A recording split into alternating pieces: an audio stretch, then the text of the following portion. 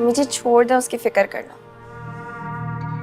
जितना ऊंचा वो उड़ रही है ना, आपकी फिक्र वहां तक भी नहीं पहुंच सकती। अस्सलाम वालेकुम। वालेकुम सलाम।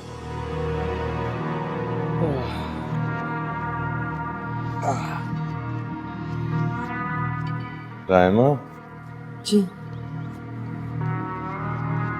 मेरी तरफ से दे देना मुश्क को शादी का तोहफा है। शादी के बाद अपने खाविंद के साथ जाकर जो जी चाय खरीद ले। जी बेहतर। ये है का मुश्क?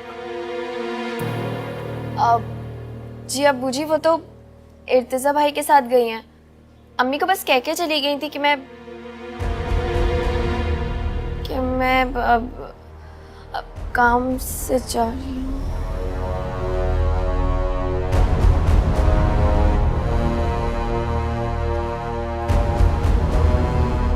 चाय बना दूं आपके लिए? नहीं।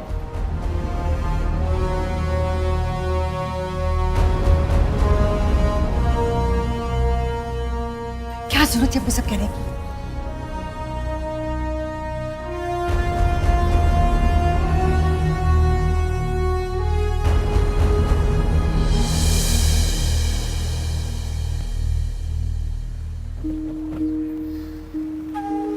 मुश्क, कल शाम की फ्लाइट से नवर मामा इस्लामाबाद जा रहे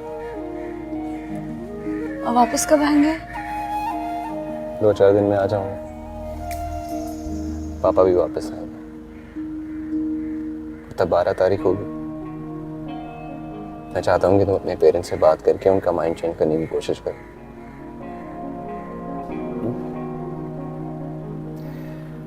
वरना 15 अप्रैल को हम अपनी मर्जी के अरेंजमेंट के साथ अपनी पसंद की वेन्यू पे मिलेंगे।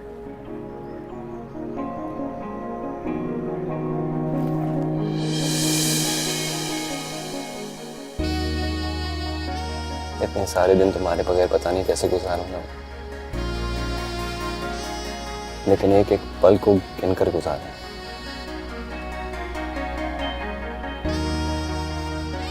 अपना ख्याल रखो।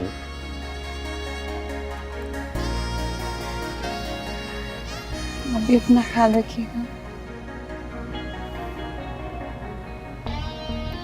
जाओ। अच्छा।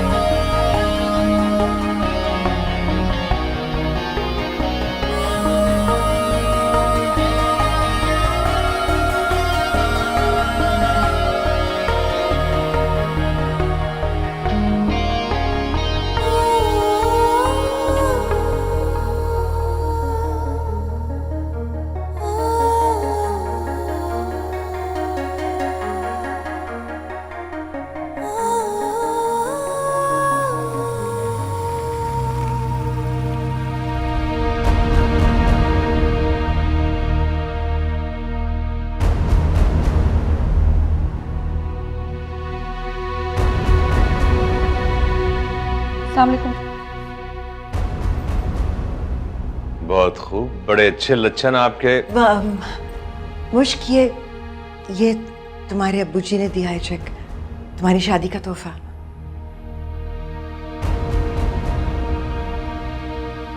मुझे तोहफा नहीं चाहिए।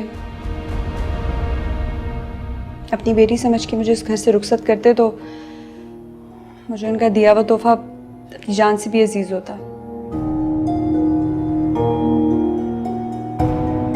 बोझ समझ के सर से उतार रहे, इसलिए मुझे भी इनका एहसान नहीं चाहिए।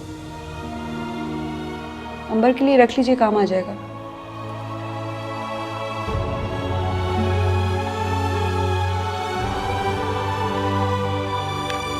मैं बात करूंगी इससे।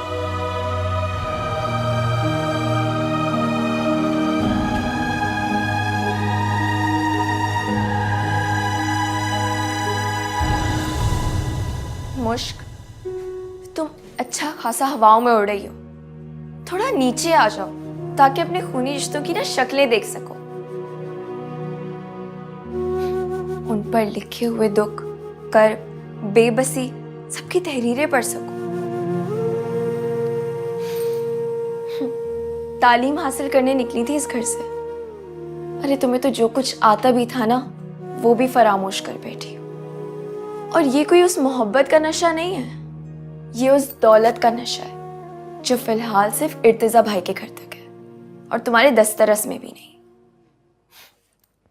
मुश्क, जब इंसान अपने और परायों में फर्क भूल जाए ना, इज्जत, एहतराम, दूसरों के दिल टूटने का एहसास खत्म हो जाए ना, तो इंसान को समझ जाना चाहिए कि वो दुआओं से दूर और आफतों के करीब हो चुके हैं। हमारे माँ बाप तो हमें बदुआ भी नहीं देते, लेकिन उनके मुंह से निकली हुई आह से भी ना इंसान को डरना चाहिए। हो गई तुम्हारी तकरीर, कर ली तुमने अपनी बात सही। अब मेरी बात सुनो अंबर, दिल मेरा भी टूटा है, दुख मुझे भी है और मेरी आंख में भी आंसू है, लेकिन मैं किसी को कुछ कहे बगैर खामोशी से इस घर से जा रही हूं। पता है क्यों? क्योंकि इर्तिजा मुझे एक मजबूत इंसान देखना चाहते हैं। वो कहते हैं कि अपनी प्रायोरिटीज में जीना सीखो और मैं वैसी बनूंगी जैसा वो चाहते हैं। मुश्क, अब्बू जी का भी तो यही कसूर है ना कि उन्होंने तुम्हें वैसा देखना चाहा जैसे उनकी ख्वाहिश थी। अब्बू जी की तो ख्वाहिश पूरी नहीं कर सकी तो चलो इर्तिजा भाई की कर लो।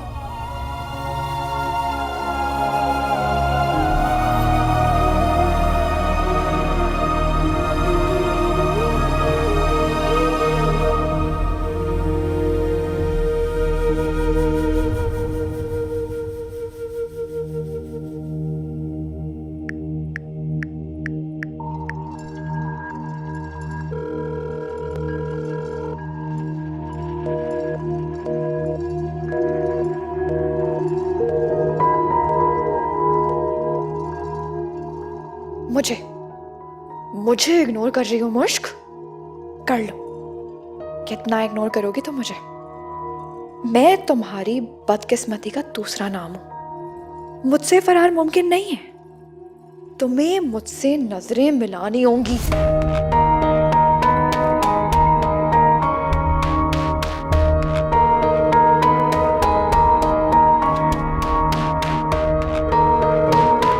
ये तुम क्या कह रही हो मुश्क? जी अम्मी, आप भी समझ लें, गजाला आंटी और इर्तिजा ये दोनों ने कहा है अब्बू जी जिस तरह शादी की तकरीब चाहते हैं, सदाम अंकल मान गए तो ठीक है, वरना शादी वैसी ही होगी जैसे सदाम अंकल चाहते हैं। अब्बू जी शरीक हों या नहीं हो कोई फर्क नहीं पड़ता, और प्लीज इस दफा आप स्टैंड ले लीजिएगा। हरगिज नहीं। सुन लिया तुमने?